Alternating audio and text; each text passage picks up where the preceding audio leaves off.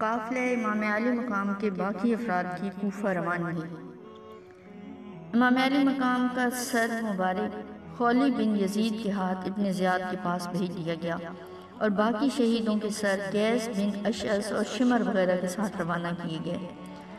خود ابن سعد ایک روز کے لیے کربلا میں ٹھہر گیا اور 11 محرم کی صبح کو اپنی فوج کے مقتولین کو جمع کیا اور ان پر نماز جنازہ پڑھائی اور دفن کر دیا، مگر شہدائے راہ حق کو ایسے ہی بے گور و کفن پڑے رہنے دیا۔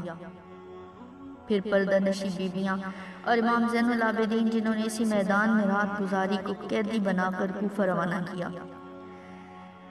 یزیدی فوج کے ایک سپاہی کا بیان ہے کہ جب حضرت زینب رضی اللہ تعالیٰ عنہ اپنے بھائی کی لاش کے پاس سے گزریں تو انتہائی درد کے ساتھ روتے ہوئے اپنے نانا جان حضرت محمد مصطفیٰ صلی اللہ علیہ وآلہ وسلم کو پکارا کہ آپ پر اللہ اور ملائکہ مقربین کا درود و سلام ہو۔ حسین میدان میں پڑے ہوئے ہیں، خون میں ڈوبے ہوئے ہیں اور تمام اعضاء ٹکڑے ٹکڑے ہیں۔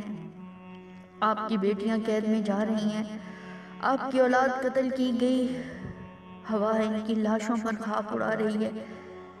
حضرت زینب رضی اللہ تعالیٰ عنہ کے ان الفاظ کو سن کر دوست اور دشمن سب رونے لگے۔